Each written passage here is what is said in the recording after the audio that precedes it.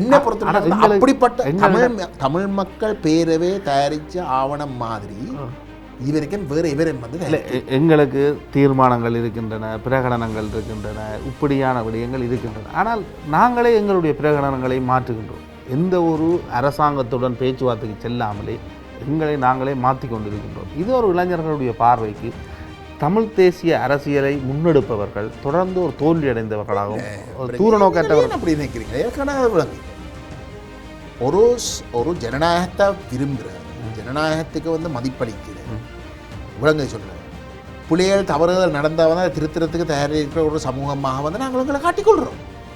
இல்லை, அது அதில் என்னப்பா தவறு இல்லை. நீங்கள் எப்படி சொல்லுங்க, இப்போ எங்களோட முன்னோர்கள் எடுத்த முடிவை நாங்கள் மாற்ற வேண்டாம் வேறு, இது நாங்கள்லாம் எடுக்கிற வந்த முடிவை நாங்களே மாற்றுறோம். இசிசிக்குள்ளே கொண்டு வந்து ஏகமனதாக வந்து அந்த நிப்பாட்டப்படணும்னு தீர்மானம் எடுக்கப்படும். அதுக்கு பிறகு வழக்கு போடப்படுது. இந்த தவிசாளர் என்ற சுகிர்தன் சொல்லி அந்த மக்களை ஏமாற்றி வச்சதால தான் 2 வருஷத்துக்கு வந்து இவை நம்பி இருந்ததால தான் அது கட்டப்படுறதுக்கான காலாவசம் வழங்கப்பட்டது.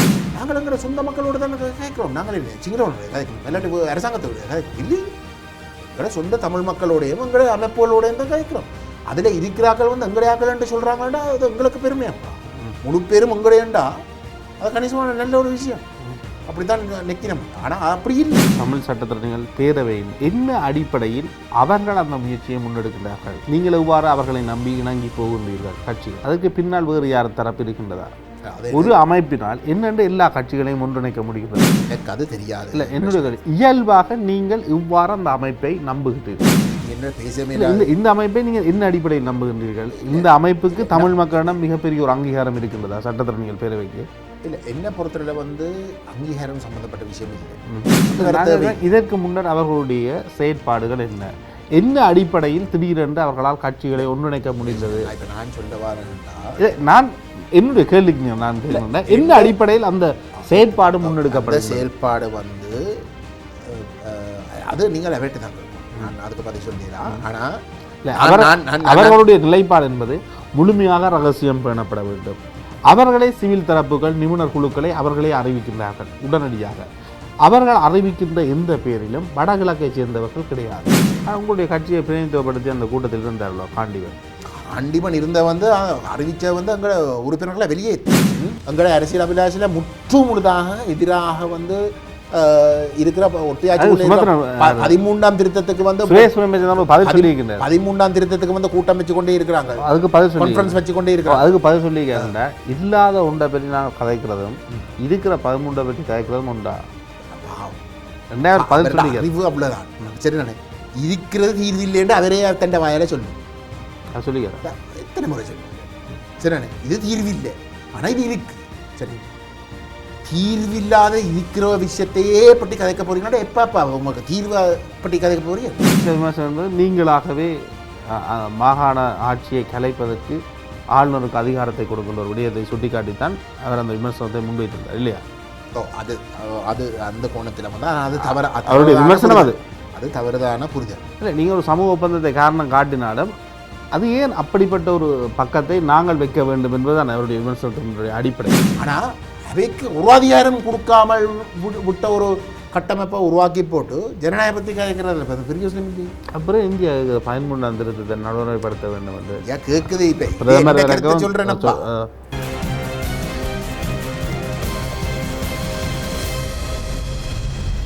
வணக்கம், இது களம், மாற்றத்துக்கான குரல். தற்பொழுது தேசிய மக்கள் சக்தி அரசாங்கம் பல்வேறு நெருக்குவாரங்களை சந்திக்கின்றது. அவர்கள் மீதே ஊழல் குற்றச்சாட்டுகள் எழுகின்றது. அதே நேரம் தமிழ் மக்களினுடைய இனப்பிரச்சினைக்கு புதிய அரசியலமைப்பு ஒன்று வரைவதற்கு ஏக தமிழ் கட்சிகள் ஒன்றிணைந்து வரைவதற்கான ஒரு முயற்சி முன்னெடுக்கப்படுகின்றது. அதிலும் ஒரு குழப்ப நிலை இருப்பது போன்ற விடயங்கள் செய்திகளாக நாங்கள் பார்க்கக்கூடியதாக இருக்கின்றது. இந்த விவகாரங்கள் பற்றி பேசிக்கொள்வதற்கு தமிழ் தேசிய பேரவையினுடைய நாடாளுமன்ற உறுப்பினர் கஜேந்திரகுமார் பொன்னம்பலம் அவர்கள் நம்முடன் இணைந்திருக்கின்றார். வணக்கம். வணக்கம். தற்பொழுது இந்த தேசிய மக்கள் சக்தியினுடைய அரசாங்கம் ஒரு சிஸ்டம் சேஞ்ச் என்று சொல்லி வந்தார்கள். ஆனால் மிகப்பெரிய அளவுக்கு எந்த ஒரு விடயத்திலேயும் மாற்றத்தை காட்ட முடியாமல் இருக்கின்றார்கள். அவர்களுக்கு எதிராகவே ஊழல் குற்றச்சாட்டுகள் வந்திருக்கின்றன. தற்பொழுது திரைசேரியிலும் 2.5 மில்லியன் போன்ற முறைகேடுகள் இடம்பெற்றதான செய்திகள்லாம் ஒரு எதிர்க்கட்சிகளை மீண்டும் அங்கு வலுவடைவதற்கான ஒரு நிலையை தென்னிலங்கையில் ஏற்படுகின்றதுன்னு நாங்கள் புரிந்து கொள்ளலாமா? மீண்டும் தென்னிலங்கையில் மற்ற சக்திகள் எழுச்சி அடைகின்றது என்று என்பிபிக்கு எதிராக மஹிந்த தரப்பாகவோ ரணில் தரப்பாகவோ அல்லது சயித் தரப்பு மீண்டும் எழுச்சி அடைவதற்கு வாய்ப்பு இருக்கின்றது. வாய்ப்பு இருக்குது. ஒரு பாரிய புரட்சி உடைய சாதகமான விளைவுகளை அனுபவித்தவர்கள் தான் என்பிபி. என்ன பொறுத்தவரை வந்து என்பிபிக்கு வந்து மக்கள் விரும்பி அவருடைய கொள்கையை முழுமையாக ஏற்றுக்கொண்டு அதைக்கண்டு ஒரு அங்கீகாரத்தை கொடுக்கணும் என்ற அடிப்படையில் வந்து கொடுத்த ஒரு வெற்றி அல்ல.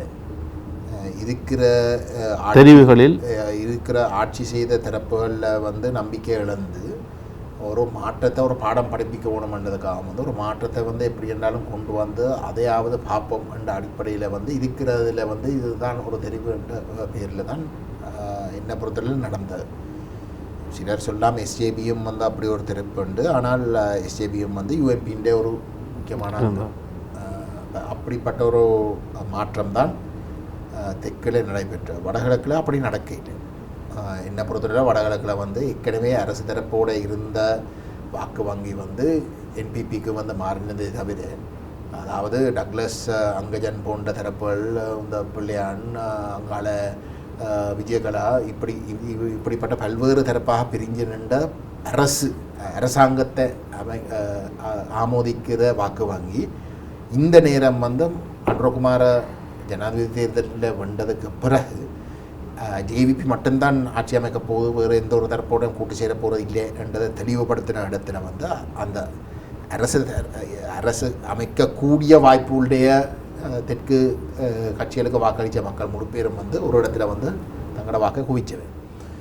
அதுவும் தமிழ் தேசிய கட்சிகள் வந்து பிரிஞ்சு சிதறி போயிருந்த கூட்டமைப்பு வந்து 5-6 தரப்பாக வந்து பிரிஞ்சு போனது.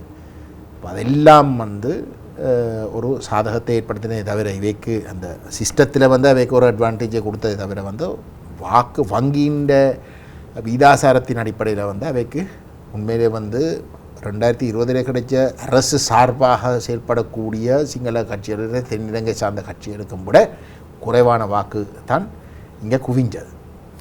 தேசிய மக்கள் சக்தியினுடைய ஆட்சி முழுமையாக 5 வருடங்கள் நீடிக்காமல் விடுவதற்கு வாய்ப்பு இருக்கிறது.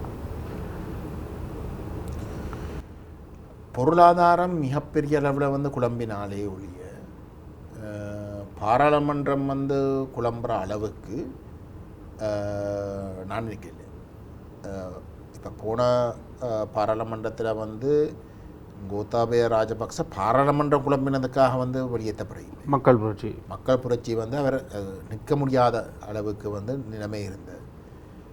பொருளாதார பெரிய அளவில் வந்து பாதித்தபடியாக மக்களை பாதித்தபடியாக தான் அது நடந்தது. அந்த நிலைமை திரும்பவும் உருவாகினதாக இருந்தால் என்ன பொறுத்தவரை வந்து நீங்கள் சொல்கிற மாதிரி வந்து அப்படியான பொருளாதார நிலைமை ஏற்படும் என்று நீங்கள் நினைக்கிறீர்களா? எந்த கருத்து வந்து அப்படியான பொருளாதார நிலைமை வரக்கூடும். 2028க்கு பிறகு ஸ்ரீலங்கா அரசு கடனுடைய அதுக்கு என்ன சொல்ல இன்ட்ரெஸ்ட்டை வந்து முழுமையாக கட்ட வேண்டிய ஒரு நிலைக்கு போகும். ஐஎம்எஃப் எனக்கு தெரிஞ்ச அளவுக்கு வந்து ஐஎம்எஃப் எங்களுக்கு சொன்னதின்படி வந்து ஒரு கால அவகாசம் 5 வருஷம் வழங்கினதே வந்து தங்களோட இலங்கையினுடைய உற்பத்தியை கூட்டி பொருளாதாரத்தை வளர்க்குறது. சரிண்ணே, தோல்வி அடைஞ்சு கொண்டு இருந்த பல அம்சங்களை வந்து ப்ரைவேட்டைஸ் பண்ணி அரசுன்ற சுமையில் இருந்து வெளியில் எடுக்கிறதுக்கும் அதை ரீஸ்ட்ரக்சர் பண்ணுறதுக்கும் அரசு கட்டமானத்தில் வந்து கிட்டத்தட்ட 8 லட்சத்துக்கு இல்லாட்டி ஒரு 7 லட்சம் அளவுக்கான சம்பளம் கொடுக்குற பணியாளர்களை வந்து நீக்க வேணும் வேண்டும். அப்போ அதில் பல மாற்றங்கள், இராணுவ ரீதியாக மாற்றங்களை கொண்டு வரணும். தோல்வி அடைஞ்சு கொண்டு இருக்கக்கூடிய நிறுவனங்கள் தனியாக இதால் வந்து ப்ரைவேட்டைஸ் பண்ணணும். அப்படி கணக்க செய்ய வேண்டி வந்த இவையாலே அதை ஒன்றும் செய்ய முடியாமல் இருக்குது. என்னுடைய வேண்டிய சித்தாந்தமே வந்து மாறாக வந்து ஸ்டேட்டை பலப்படுத்துகிறோம், ஸ்டேட்டுக்குள்ளே தான் கொண்டு வருவோம், ப்ரைவேட் செக்டரை வந்து பலப்படுத்துறது. அப்போ அதால் அந்த சித்தாந்த பிரச்சனையால் வந்து இவை செய்ய வேண்டிய கன விஷயங்களை வந்து செய்ய. இப்போ அதோட விளைவுகள் வந்து எங்கே எங்களுக்கு தெரிய வருமெண்டா 28 வந்து அந்த ஐஎம்எஃப் பிரதிநிதிகள் பாராட்டுகின்றார்கள் அரசாங்கத்தை. அப்படித்தானே சொல்லுவாங்க. அவங்க ஐஎம்எஃப்பை நம்பி தான் இன்றைக்கு ஏதோ ஒரு அளவுக்காவது வந்து இலங்கையில் வந்து ஒரு நம்பிக்கை வைக்கிற ஒரு நிலைமை இருக்குது. அப்போ ஐஎம்எஃப்புடைய கடன் வந்து மிகவும் குறைவு. சரி, ஆனால் அந்த அவங்களுடைய என்டோஸ்மெண்ட் தான் ஒரு நாட்டினுடைய பொருளாதாரம் சம்பந்தமாக நம்பிக்கை கொடுக்குறது. நம்பிக்கையை வச்சு கொண்டு தான் இன்வெஸ்ட்மெண்ட்டை முதலீடுகளை வந்து சர்வதேச மட்டத்தில் ஏற்படுத்தலாம்ன்ற ஒரு தேவை இருக்குது. அதனால தான் எல்லாரும் ஐஎம்எஃப்க்கு போகிறோம். ஐஎம்எஃப் உண்மையிலே பெரிய அளவில் வந்து ஒரு நிதியம் இங்கே கொட்ட போகிறது இல்லை. ஆனால் அப்போ அவை முன்கூட்டியே ஸ்ரீலங்கான பொருளாதாரம் உண்மையிலே சிக்கலுக்குள்ளே போகிற வரைக்கும் அவன் முன்கூட்டியே வந்து சிக்கலுக்குள்ளே போகுதுன்னு சொன்னால் இது அந்த மாத்திரத்துக்குரிய சந்தர்ப்பமே இல்லை. அவள் அப்போ அதெல்லாம் ஒரு நாளும் சொல்ல போகிறது இல்லை. அப்போ என்னை பொறுத்தவரையில் வந்து 28 வந்து இவண்ட சுமை முழுமையாக தங்களுடைய தோள்களில் வந்து தாங்க வேண்டிய ஒரு நிலைமை வார இடத்துல தான் உண்மையை கண்டறியக்கூடிய ஒரு நிலைமை வரும். அப்போ அந்த நிலையில் வந்து என்பிபி இல்லாட்டி ஜேவிபி வந்து தோல்வி அடையுமாக இருந்தால், அதுவும் இன்றைக்கு இருக்கக்கூடிய சர்வதேச நெருக்கடிகள் உடைய விளைவுகள் எல்லாத்தையும் சேர்த்து என்பிபியுடைய நிலைமை அந்த இடத்துல வந்து சரகிட்டதாக இருந்தால் வந்து நீங்கள் சொல்கிற மாதிரி வந்து பாராளுமன்றத்தில் வந்து 29ஆம் ஆண்டுக்கு முதலே ஆட்சி கவிழக்கூடும். இந்த உள்ளூராட்சி சபைகள் தங்களுக்கு இருக்கின்ற அதிகாரங்களை பயன்படுத்தி சாமானியர்களுடைய மதில்களை உடைக்கின்றார்கள், சட்டவிரோத கட்டிடங்கள் என்று. அது யாழ்ப்பாணத்திலும் இடம்பெறுகின்றது. நீதிமன்றமும் அதனை அங்கீகரிக்கின்றது. அது எந்தவித நீதிமன்ற உத்தரவுகளுமின்றி உள்ளூராட்சி சபைகளே அந்த மதில்களை உடைப்பது. அந்த விவகாரம் ஏன் தையிட்டிக்கு பொருத்தம் இல்லாமல் இருக்கின்றது? நல்ல கேள்வி. நீங்கள் அதை வந்து அந்த உள்ளூராட்சி சபையில் தையேட்டி வந்து வெளிகாமம் வடக்கு தானே அந்த தவிசாளர் வந்து இன்றைக்கு எனக்கு கதைச்சிருக்கிறார். இது ஒரு கட்சி தான் பின்னாலே நின்று குழப்பினாண்டு தவிசாளராக இருந்து வந்து ஒரு பெரிய தீர்மானம் போர்டு ஒன்று போடுறேன், ஏதோ ஒன்று போய் ஒட்ட போகிறேன் சட்ட அதையே வந்து நடைமுறைப்படுத்த முடியாத ஒரு அவர் வந்து போய் நேற்று தையட்டியில் வந்து உரிமையாளர்கள் வந்து அங்கே ஒரு தேவையும் இல்லை வாரதுக்கு. உரிமையாளர்கள் போய் அங்கே அந்த என்ன நிர்வாகத்தில் இருக்கிறவர்களோட வந்து போய் வாதாடி எங்களுக்கு சந்தேகம் இல்லாத வகையில் வந்து எங்களுக்கு வாக்குறுதியில் எழுத்து மூலமாக கொடுங்கோன்னு கேட்குறதுக்கு வந்து இவர் சொல்லியிருக்கார். அப்படி ஒன்றும் சொல்ல தேவையில்லை, நான் பொறுப்புன்னு சொல்கிறதுக்கு வந்து இவர் யார்? அப்போ என்னை பொறுத்தவரை வந்து இன்றைக்கு முழுமையாக வந்து அரசாங்கத்துக்கு துணை போய் விலைப்போன ஒரு தவிசாளர் அங்கே இருக்கிறபடியால் தான் தையட்டியில் முக்காவாசி பிரச்சனை.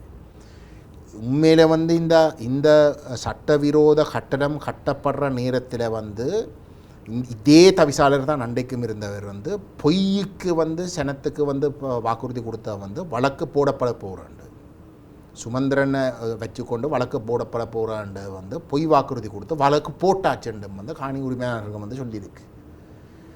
அவங்க சொல்கிறேன். அப்போ இப்படி பொய் சொல்லி ஒரு வழக்கம் போடாத ஒரு நிலைமையில தான் அந்த காணி உரிமையாளர்களும் இவேண்ட வாக்கை நம்பி வழக்கு போடப்படும் எல்லாம் கையாளப்படுது என்ற ஒரு நம்பிக்கையில் இருக்க, நாங்கள் இந்த விஷயங்கள் வந்து அந்த என்ன அடிக்கல் நட்டின உடனே வந்து நாங்கள் இதுக்குள்ளே கொண்டு வந்துட்டோம்.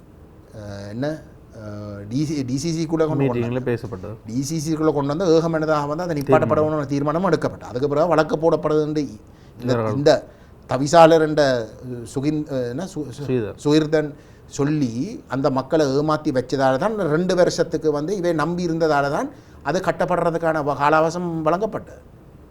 அது பேர்ந்து அது ஒரு எல்லையை மீறி வந்து இது கட்டப்படுதுன்னு இந்த மக்களுக்கு தெரிய வந்ததுக்கு பிறகு தான் எங்களை கடைசி நேரத்தில் வந்து அணுகி வந்து அதை எப்படின்னா நம்ம வந்து தடுக்கிறதுக்குண்டு வந்து கேட்கினோம். அண்டையில் இருந்து நாங்கள் வந்து அந்த மக்களோடு சேர்ந்து வந்து போராடுறோம். அப்போ இவர் தான் இப்போ இந்த திரும்பவும் போய் வந்து நேற்று போய் குழப்பி இருக்கிறார். வந்து அந்த வாக்குறுதியில் கேட்டு வந்து கொடுக்குறதுக்கு நான் புரிந்து கொள்கிறேன். நீங்கள் அவர் சார்ந்தார். ஆனால் நான் சாமானியர்களுடைய வீட்டு மதில்களை உடைக்கக்கூடிய உள்ளூராட்சி சபைக்கு இருக்கின்ற அதிகாரம் ஏன் அந்த இடத்துல அது ஒரு சட்டவிரோதமான அதை செய்கிறதுக்கு வந்து அந்த தவிசாளருக்கு தயார் இல்லை. அங்கே தவிசாளர் தான் பிரச்சனை. அது போலீஸ் தரப்பு பிரச்சனை வந்து அந்த சபைக்கு இருக்கிற தவிசாளர் வந்து அரசுக்கு வந்து முழுமையாக விலை போய் செயல்படுற ஒரு நிலைமை ஒன்று இருக்குது. அந்த உரிமையாளர்களையும் ஏமாத்தினதும் வந்து அந்த கட்டடம் கட்டி முடிகிற வரைக்கும் வந்து அந்த மக்களுக்கு வந்து ஒன்றும் செய்ய முடியாமல் போனதும் வந்து இவர் கொடுத்த போலி வாக்குறுதிகள் தான் காரணம். ஆனால் தற்பொழுது நினைத்தால் இது ஒரு சட்டவிரோத கட்டிடம் என்று அவர்களால் அந்த பெயர் பலகை நாட்ட முடியும் என்றுங்கிறார். நாட்டுத்தான் வேணும். ஆனால் போலீஸ் அவர்களுக்கு அனுமதி என்ன நீதிமன்றத்துக்கு போகணும். உங்களுடைய சபையினுடைய அதிகாரத்தை பயன்படுத்தி அதை செய்கிறதுக்கு வந்து நீங்களே சொல்கிறீங்க தானே சட்டம் உங்களோட பக்கம் உண்டு. அப்போ அதை செய்கிறதுக்கு வந்து போலீஸ் மறைக்கிறான்டா போலீஸ் வந்து நீதிமன்றத்துக்கு வந்து பதில் சொல்லணும். விளங்க சொல்கிற அப்போ நீங்கள் ஏன் அதை செய்யாமல் இருக்க வேண்டியது தான் எங்களை விளங்க இல்லை. ஆனால் நீதிமன்றத்திற்கு தையிட்டி விகாரைக்கு எதிராக பிரதேச சபை செல்கின்ற பொழுது நீதிமன்றம் அவ்வாறான ஒரு தீர்ப்பை கொடுக்குமா? என்னது இது ஒரு சட்டவிரோத கட்டிடம், இதனை இடிக்க சொல்லி கொடுப்பதற்கு வாய்ப்பு இருக்கிறதா சட்ட ரீதியில்? எங்களை கோயில்களுக்கு அப்படி கொடுக்குறது எங்களை பொறுத்தவரை வந்து நான் தையட்டி விவகாரம் வந்து அரசியல் ரீதியாக அணுகப்பட வேணும். சரிண்ணே, நாங்கள் சொல்ல இல்லையா வந்து நீதிமன்றத்துக்கு போக சொல்லி நான் இந்த தவிசாளர் தான் சொன்ன வந்து நீதிமன்றத்துக்கு போகிறோம்ன்றது சொன்னேன். இதே தவிசாளர் தான் இதுக்கு முதலும் வந்து அந்த கட்சியும் தான் சொன்னது, தமிழரசு கட்சியும் தான் சொன்னது வந்து நாங்கள் நீதிமன்றத்துக்கு போகாமல் இருக்கிற வந்து அரசியல் காரணத்துக்காக. எங்களுக்கு அரசியல் காரணம் இல்லை. எங்களை பொறுத்தவரையில் வந்து நாங்கள் நீதிமன்றத்துக்கு போகிற ஒரு விஷயம் இல்லை. இது ஒரு அரசியல் விஷயம். அரசியல் ரீதியாகத்தான் அனுமதி வழங்கப்பட்டு வந்து அந்த விகாரம் வந்து கட்டப்பட்டது. புத்த சாசன அமைச்சுக்கும் வந்து அந்த விகாரம் கட்டப்படுறதுக்கும் எந்த ஒரு தொடர்பும் இல்லை. சரி, அது அமைச்சர், இந்த அமைச்சரும் இதுக்கு முதல் ரணில் விக்ரமசிங்க காலத்தில் இருந்த புத்த சாசனத்துக்குரிய அமைச்சரும் வந்து ஒப்புக்கொண்டிருக்கிற பாராளுமன்றத்தில் வந்து இது பதவி செய்யப்பட்ட ஒரு விகாரே இல்லை. அப்போ அந்த அவங்களுடைய சிஸ்டத்துக்குள்ளேயே வந்து முற்றுமுழுதாக விரோதமாக அந்த விதிமுறைகளை மீறி தான் இதெல்லாம் நடந்திருக்கு. இங்கால வந்து என்ன லோக்கல் கவர்மெண்ட் அனுமதியும் பெறாமல் வேறு எந்த ஒரு இதுவும் இல்லாமல் தான் கட்டியிருக்கு. முழுக்க தனியாக இல்லை. தொல்பொருளுக்கும் இதுக்கும் சம்பந்தமே இல்லை. அப்போ இது ஒரு அரசியல் ரீதியாக முடிவெடுக்க வேண்டிய ஒரு விஷயம். அதுக்கு நெருக்கடி கொடுக்கணும்ன்றதான் எங்களோட கொள்கை. சரி, எங்களோட மக்கள் வந்து இவே செய்கிற ஒரு அநியாயத்துக்கு வந்து நாங்கள் நீதிமன்றத்துக்கு போனால் நீதிமன்றத்துக்கு போனால் பிரதேச சபை என்பதும் ஒரு அரசியல் ரீதியான தீர்மானம் தானே நீதிமன்றத்துக்கு செல்வது என்பது. அது அவன் முடிவு. ஆனால் அப்படி செல்வதற்கு வாய்ப்பு இருக்கிறது. செல்லாமல் இருப்பது முடிவு. அப்படியே செல்லலாம். உண்மையில் வந்து இது அரசு சம்பந்தப்படாத ஒரு விஷயம்ண்டா வந்து இவை செல்றதுல வந்து எங்களுக்கு ஒரு தவறும் இல்லை. ஆனால் அரசு ஒரு அரசியல் கட்டமைப்பு. சரிண்ணா, அந்த அரசு தான் இதுக்கு பின்னால் நிற்கிற இடத்துல வந்து அந்த அரசு வந்து நடவடிக்கை எடுக்கணும். ஏன்னா எங்களை பொறுத்தவரையில் வடகிழக்க முழுக்கம் வந்து எங்களோட உரிமைகளே வந்து மீறிக்கொண்டு இருக்கிறதே வந்து ஸ்ரீலங்கா அரசு. அதுக்காக தானே நாங்கள் ஸ்ரீலங்கா அரசுக்கு எதிராக போடுறோம். அப்போ ஸ்ரீலங்கா அரசு தான் எங்களை முழுக்க வந்து எங்களோட உரிமைகளை வந்து மறக்குது. அப்போ அது அரசியல் ரீதியாக அணுகப்பட வேண்டிய ஒரு விஷயம். அது சட்ட ரீதியாக அணுகப்படுற ஒரு விஷயம் இல்லை. இந்த சட்டத்துறையும் வந்து என்ன சொன்னாலும் வந்து அந்த அரசு கட்டுமானத்துக்குள்ளே இருக்கிற ஒரு விஷயம். அப்போ ஒரு பிரச்சனை ஒன்று இருக்குது. அந்த கட்டுமானமும் இந்த அரசியலும் தான் பிரச்சனை. ஆனால் சாதாரண சாமானியர்களுக்கு அவருடைய மதல்களை உடைக்கக்கூடிய இந்த உள்ளூராட்சி சபைகள் ஏன் விகாரை மீது அவ்வாறான ஒரு நடவடிக்கை எடுப்பதோடு சிந்திக்க வேண்டும்? நீங்கள் அவர்கிட்ட தான் கேட்குவோம். இல்லை, நான் கேட்குறேன் என்றால் இங்கே பலருடைய மதல்கள் அவ்வாறு உடைக்கப்படுகின்றது மக்களுடைய. அது தொடர்பில் உண்மையில் அது உடைக்கப்பட வேண்டியது தானா, அல்லது அதனை வந்து ஏதோ ஒரு வகையில் அதுக்கான வழிகளை விட்டு செல்ல வேண்டுமா கட்டிய கட்டிடம் என்பதற்காக? இல்லை, எனக்கு தெரிஞ்ச அளவுக்கு வந்து உள்ளூராட்சி சபைக்கு வந்து சட்டவிரோதமாக அவங்களோட விதிமுறைகளை மீறி வந்து செய்தால் அவை ஒன்றில் வழக்குக்கு போடாமல் இல்லாட்டி வந்து அவை எந்த நியாயத்துக்குள்ளே இருக்கிற ஒரு விஷயம்னா வந்து அவை நடவடிக்கை எடுக்கலாம். அதான் எந்த புரிதல். ஆனால் அதில் ரெண்டு விதமாக பார்க்கப்படுது. வந்து ஒரு சிலர் சொல்லி நம்ம வந்து அப்படி ஒரு கட்டப்பட்ட ஒரு விஷயத்துக்கு வந்து செய்கிறாண்டா வந்து அனுமதி நீதிமன்றத்துக்கு போய் அனுமதி எடுக்கணும்.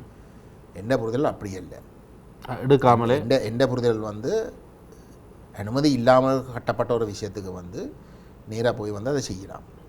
சரி, அப்படி செய்கிறதால வந்து வரக்கூடிய வேறு காரணம் வேறு விளைவுகளுக்கு இவைக்கு வந்து சில வந்து பாதிப்புகள் வரலாம். இல்லாட்டி அதால் வந்து வேறு சிக்கல் வரலாம்ன்றதுக்காக தான் ஒரு பாரிய ஒரு விஷயம் செய்கிறதுண்டா வந்து நீதிமன்றத்துக்கு முன்னாடி ஆனால் இதில் வந்து அப்படிப்பட்ட சேதங்கள் எதுவும் வாரதுக்கான வாய்ப்புகள் இல்லை.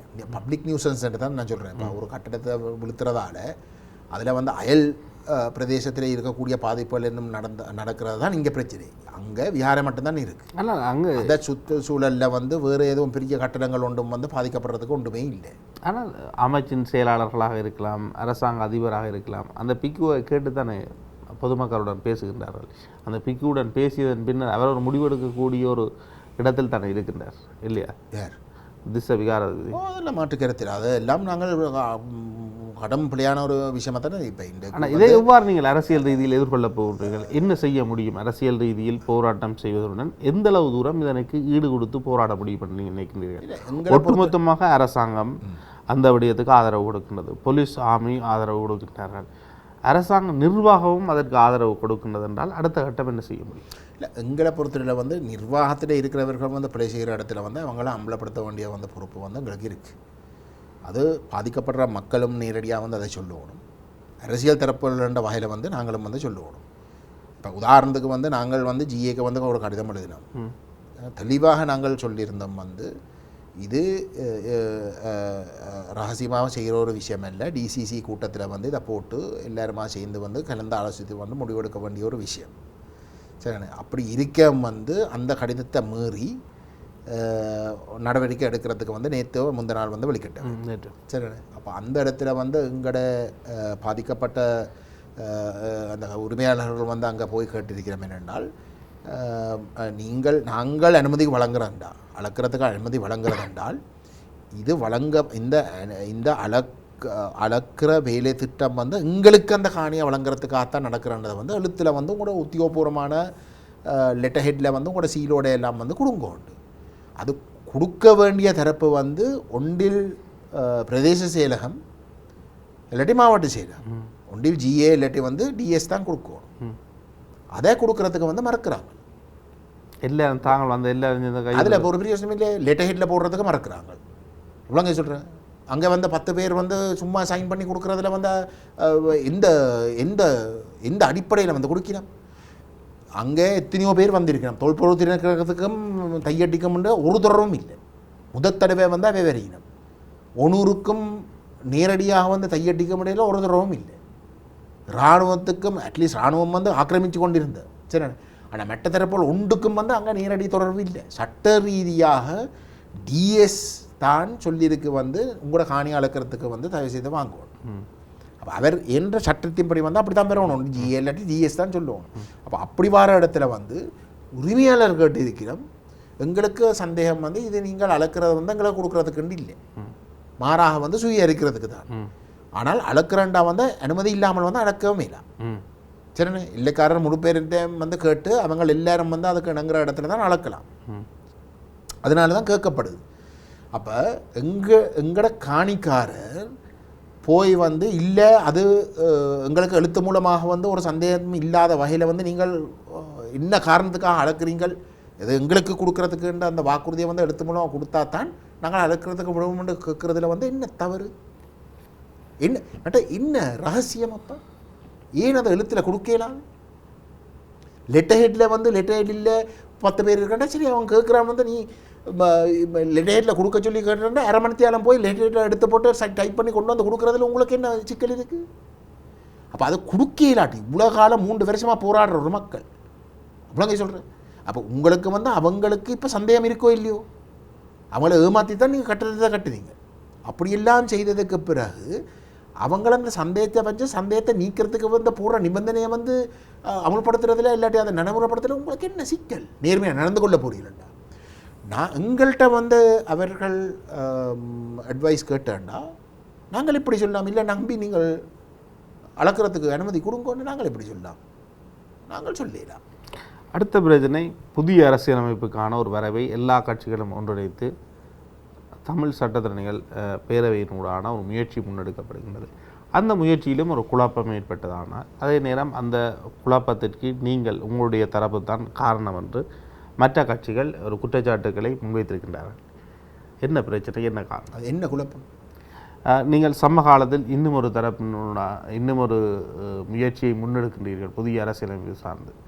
நான் நினைக்கின்றேன் தமிழரசு கட்சி டெலோ அவ்வாறான கட்சிகள் எல்லாம் உங்களுக்கு எதிரான கருத்துக்களை முன்வைத்திருக்கின்றார்கள் தமிழ் மக்கள் கூட்டணி உட்பட. நாங்கள் வந்து தமிழரசு கட்சிக்கும் டிடிஎன்ஏக்கும் வந்து இப்போ 2024 தேர்தல் முடிஞ்ச கையில் இருந்து நாங்கள் அவர்களை வந்து ஒரு பொது புள்ளியில் சந்திக்கிறதுக்கு அரசியல் தீர்வு சம்பந்தமாக ஒரு பொது உடன்பாடுக்கு வாரத்துக்கு வந்து நாங்கள் அழைச்சி கொண்டே வாரோம். அவை தான் மறுத்தவன். அதற்கான காலம் பொருந்தவில்லை. அரசாங்கம் ஒரு புதிய அரசியலமைப்பை எழுதுவதற்கு வாய்ப்பில்லை. அதற்கான தேவை தற்பொழுது இல்லை என்பது அந்த நேரத்தில் அவர்களுடைய கருத்தாக இருந்தது.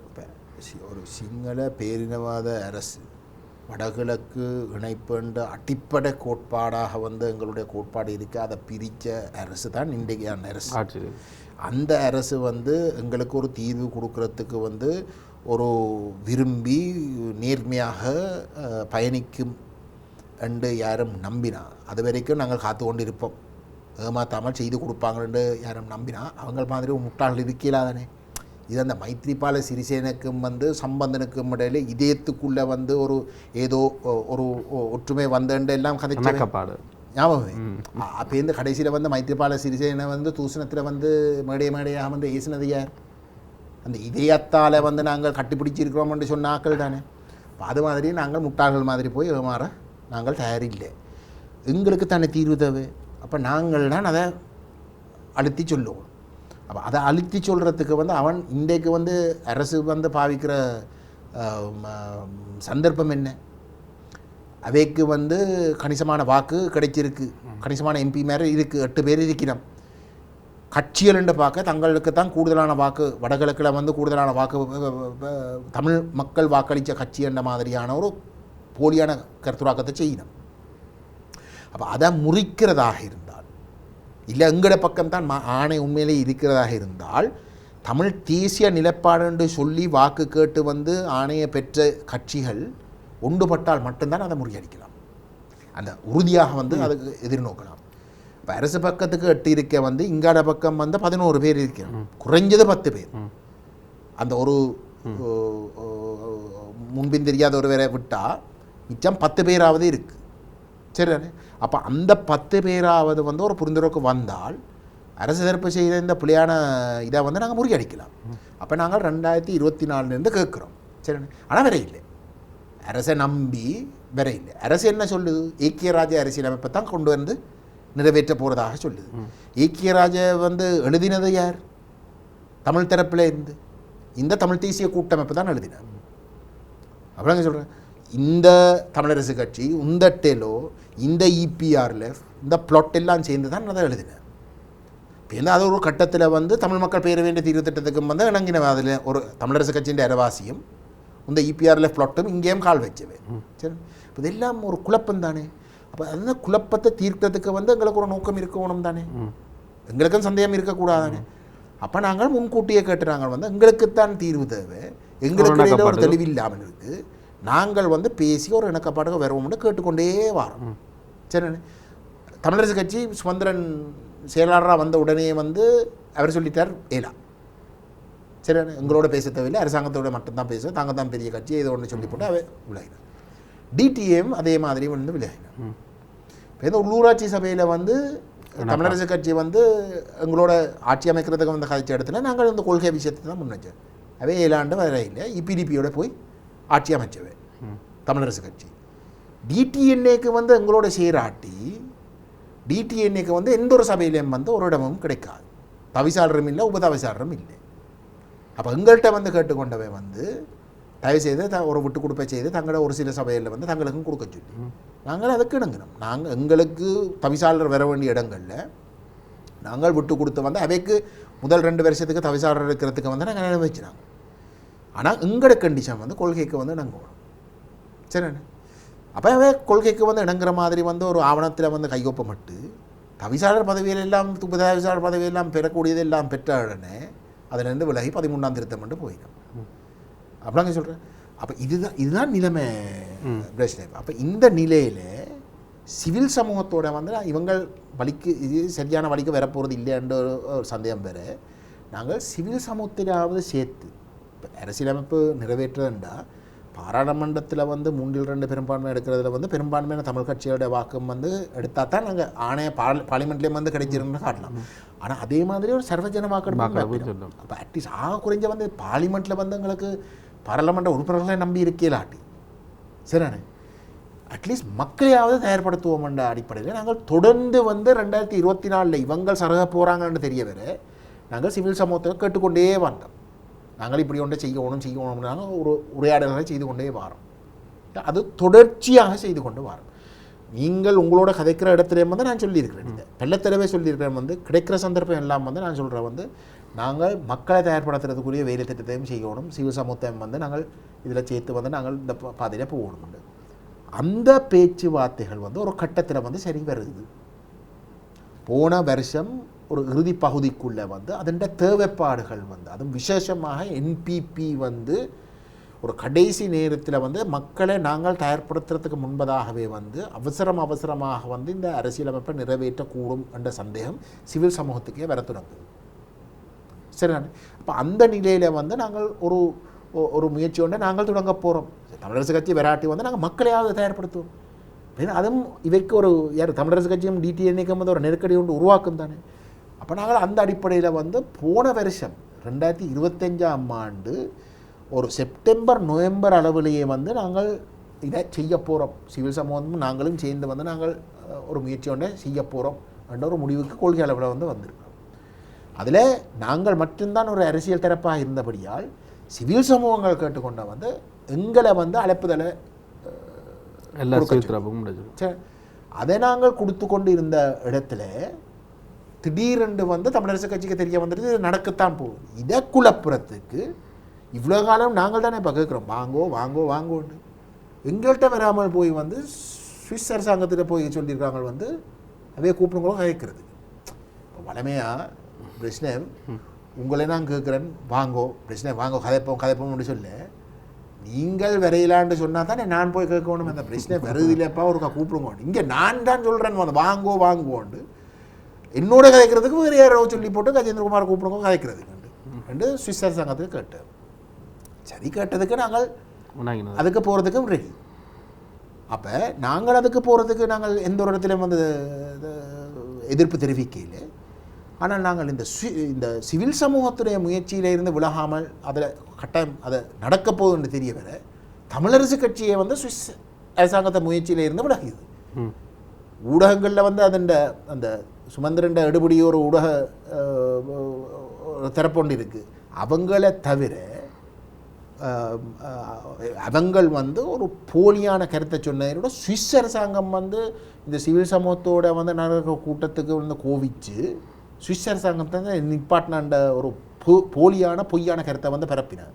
ஆனால் உண்மையிலே சுமந்திரன் தான் சுவிஸ் அரசாங்கத்துக்கு இமெயில் ஒன்று அனுப்பி எங்களுக்கும் வந்து காப்பி பண்ணி இருந்த வந்து தாங்கள் 15ஆம் தேதி வந்து சுவிஸ் சிவில் சமூகம் வந்து நாங்கள் ஒரு முயற்சி ஒன்று செய்கிறோம், அதுக்கு தங்களுக்கும் அழைப்பு வந்திருக்கு. அதுவும் 19ஆம் தேதிக்கு தான் சுவிஸ் அரசாங்கத்தில் இது இருந்தது. அப்போ 19ஆம் தேதியும் ஒரே விஷயத்தை பற்றி செய்கிறபடியால் ரெண்டும் தேவையில்லாதபடியாக வந்து தாங்கள் 19ஆம் தேதிக்கு வர இல்லைன்னு அறிவிச்சு. அப்போ அதுக்கு அப்போ வர இல்லைன்னு அறிவிச்சு போட்டு இதுக்காவது வந்திருக்கலாமே. தமிழரசு கட்சிக்கும் அழைப்பு இருக்குது, டிடிஎன்ஏக்கும் அழைப்பு இருக்குது, இதுக்கும் வர இல்லை. அப்போ இதில் என்ன தெரியுது பிரச்சனை? நான் ஒரு நடுநிலைமை வைக்கிறவர் என்ற வகையில் கேட்குறேன். 1-2 ஒரே விஷயம், ஆகவே 2 தேவையில்லை. அப்போ உங்களுக்கு வர இல்லைன்னு சொன்னால் இதுக்காவது வந்திருக்கலாமே. ஆனால் வர இல்லை. அப்போ வர இல்லைன்னா சுவிஸ் அரசாங்கம் இதை செய்ய சொல்லி கேட்டதே வந்து இந்த 15ஆம் தேதி சிவில் சமூகத்துடைய முயற்சியை வந்து நிப்பாட்டுறதுக்கு, தடுக்கிறதுக்கு. அது தடுக்க முடியாதுன்னு தெரிய வர அதே சுவிஸ் அரசாங்கத்தோடு செய்கிறதை வந்து கைவிட்டவர். ஆனால் நீங்கள் ஒரு தான் சட்டத்தரணிகள் சங்கத்தோடையும் வந்து இந்த தமிழ் சட்டத்தரணிகள் பேரவையோடையும் செய்ய வழிக்கிட்டார். அதில் வந்து நாங்கள் கதைச்சினாங்க இந்த சிவில் சமூகத்தோட வந்து பிப்ரவரி மாதம் 15ஆம் தேதி கூட்டம் வந்துட்டு. என்னுடைய கேள்வி சரிதானே, கொஞ்சம் இருக்கும். அந்த கூட்டம் நடந்துட்டுது. அந்த கூட்டத்தை முடிய வந்து நாங்கள் அறிவிக்கிறோம் வந்து இன்னும் 2 கிழமைக்குள்ளே வந்து ஒரு புதிய வரபொண்டை தயாரிக்கிறதுக்கு குழு ஒன்று அறிவிக்கப்படும். அந்த அறிவித்தால் கொஞ்சம் தாமதித்ததுக்கான காரணமாக தான் அதில் ஆக்களை சேர்க்கறதுக்கு வந்து ஒரு சிலர் வந்து கொஞ்சம் நேரத்தை எடுத்துக்கொண்டு இருந்தவை தங்களோட ஒப்புதலை கொடுக்குறதுக்கு. சரி, அதால தான் கொஞ்சம் நேரம். ஆனால் நாங்கள் அது உத்தியோகபூர்வமாக அறிவித்தோம், ஊடகங்கள் எல்லாம் அதை கவர் பண்ணோம், லைவாக போனேன். ஒரு ரகசியம் ஒன்றும் இல்லை, வெளிப்படையாகத்தான் நடந்தது. அப்போ அது ஏற்கனவே ஓடிக்கொண்டிருக்கிற ஒரு விஷயம். இங்கே சட்டத்தரணியர் சங்கத்துக்கு வந்து திடீரென்று ஓமண்டு சொல்லி போட்டு ஏற்கனவே வருஷக்கணக்கில் வந்து ஓடிக்கொண்ட ஒரு விஷயத்தை வந்து நாங்கள் கைவிடணும்னு எதிர்பார்க்குற வந்து நடக்க போகிறது இல்லை. நாங்கள் எங்களோட சொந்த மக்களோட தான் கேட்குறோம். நாங்கள் என்ன சிங்களவனுடைய கதைக்கிறோம், இல்லாட்டி அரசாங்கத்தோடைய கதைக்கிறோம் இல்லை, எங்களோட சொந்த தமிழ் மக்களோடையும் எங்களோட அமைப்புகளோடையும் தான் கதைக்கிறோம். அதில் இருக்கிறாக்கள் வந்து எங்களுடைய ஆக்கள்ன்ட்டு சொல்கிறாங்கண்டா அது எங்களுக்கு பெருமையாப்பா. முழு பேரும் எங்களுடையண்டா அது கணிசமான நல்ல ஒரு விஷயம். அப்படி தான் நிற்கிறோம்டா. ஆனால் அப்படி இல்லை.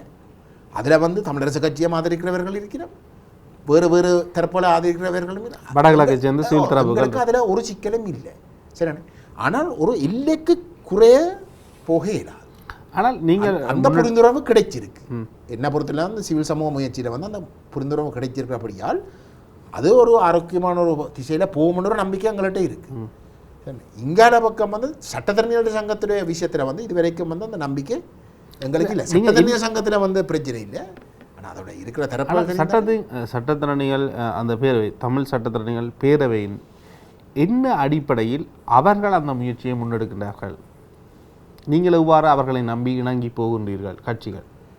அதற்கு பின்னால் வேறு யார் தரப்பு இருக்கின்றதா? ஒரு அமைப்பினால் என்னென்று எல்லா கட்சிகளையும் ஒன்றிணைக்க முடிகிறது? அது எனக்கு அது தெரியாது. இல்லை, என்னுடைய இயல்பாக நீங்கள் இவ்வாறு அந்த அமைப்பை நம்புகிறீர்கள் ஒரு கட்சியாக? இல்லை, நம்புகிற விஷயம் இல்லையே. இப்போ இதில் வந்து நாங்கள் அப்படி நம்புறோன்னா வந்து தமிழரசு கட்சியோட பேசவே மேலாது, டிடிஎன் பேசவே மேலாது. இந்த அமைப்பை நீங்கள் என்ன அடிப்படையில் நம்புகின்றீர்கள்? இந்த அமைப்புக்கு தமிழ் மக்களிடம் மிகப்பெரிய ஒரு அங்கீகாரம் இருக்கின்றதா சட்டத்தரணிகள் பேரவைக்கு? இல்லை, என்ன பொறுத்தவரையில் வந்து அங்கீகாரம் சம்மந்தப்பட்ட விஷயம் இல்லை. இன்றைக்கு தமிழ் சட்டத்தரணிகள் சங்கம் வந்து தமிழ் சட்டத்தரணிகள். அப்போ தமிழ் சட்டத்தரணிகளோட வகையில் வந்து வடகிழக்க பிரதிநிதித்துவப்படுத்துகிற பிரதானமான ஒரு சங்கமாக வந்து இயங்கினோம். அப்போ அந்த வகையில் வந்து அவர்களை வந்து நாங்கள் புறக்கணிக்கணும், இல்லாட்டி அவரை நம்ப இல்லாண்ட ஒரு முடிவுக்கு வந்து இதற்கு முன்னர் அவர்களுடைய செயற்பாடுகள் என்ன அடிப்படையில் திடீரென்று அவர்களால் கட்சிகளை ஒன்றிணைக்க முடிந்தது? இப்போ நான் சொல்ல வரேன்டா, நான் என்னுடைய கேள்விக்கு நான் கேட்கிறேன், என்ன அடிப்படையில் அந்த செயற்பாடு முன்னெடுக்கப்பட்ட செயல்பாடு வந்து அது நீங்கள் அவர்கிட்ட தான் கேட்கணும். நான் அதுக்கு பதில் சொல்லிடலாம். ஆனால் அவர்களுடைய நிலைப்பாடு என்பது முழுமையாக ரகசியம் பேணப்பட வேண்டும். அவர்களே சிவில் தரப்புகள் நிபுணர் குழுக்களை அவர்களே அறிவிக்கின்றார்கள் உடனடியாக. அவர்கள் அறிவிக்கின்ற எந்த பேரிலும் வடகிழக்கை சேர்ந்தவர்கள் கிடையாது. இதுவரைக்கும் தமிழ் தேசியத்துடன் பயணித்தவர்கள் மிகப்பெரிய அளவுக்கு உள்ளடக்கப்படவில்லை. நான் முழுமையாக கூறுகின்றேன். ஒருவர் இதுவர் என்று நாங்கள் முன்வைக்கிறத நான் சொல்லிடுறேன். முழுமையாக என்ன அடிப்படையில் அது உருவாக்கப்படுகின்றது?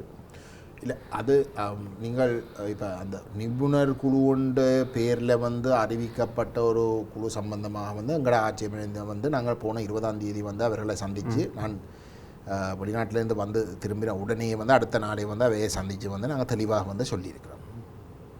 அது மட்டும் இல்லாமல் வேறு வேறு பிரச்சனைகள் வந்து இருந்தது வந்து அதை நாங்கள் தெளிவுபடுத்தியிருக்கிறோம். அதுகள் சரிவர செய்யாமல் நாங்கள் அந்த அதில் வந்து தொடர்ந்து இணங்கி செயல்படையில நிபுணர் குழுன்ற பேரில் வந்து அறிவித்த அந்த குழு எங்களுடைய அனுமதி இல்லாமல் எங்களுக்கு ஒன்றும் தெரியாமல் தான் அறிவிக்கப்பட்டது. உங்களுடைய கட்சியை பிரதிநிதித்துவப்படுத்தி அந்த கூட்டத்தில் இருந்தார்களோ காண்டிவன் இருந்த வந்து அறிவித்த வந்து எங்களை உறுப்பினர்களை வெளியேற்றி 6 உறுப்பினர்கள் அதில் கலந்து கொண்டு சட்டத்தரணியர் சங்கத்தை அனுமதியோடு வந்து கடைசி நேரம் தான் நாங்கள் அதில் கலந்து கொள்றதுக்கு இணங்கினோம். என்றால் வந்து எங்களை நாங்கள் கலந்து கொள்கிறோம். அந்த ஜூம் லிங்க் உங்களுக்காக வழங்கப்பட்டது. ஆகவே கஜேந்திரகுமார் மட்டும்தான் அந்த லிங்கில் வந்திருக்க வேண்டும். அவர் அந்த லிங்கை வேறு தரப்புக்கு வழங்கக்கூடாது. யார் சொன்னது? அவருடைய தரப்பு. யார் சொன்னது?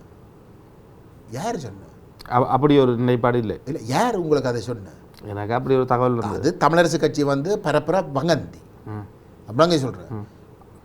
அந்த லிங்க் வந்து தமிழ் சட்டத்தரணியர் சங்கத்தால் வந்து 9ஆம் தேதி கூட்டம் நடக்கிற 9ஆம் தேதி 3 மணிக்கு 9ஆம் தேதி காலையில் வரைக்கும் தமிழ் தேசிய பேரவைக்கு அழைப்புதல் கிடையாது.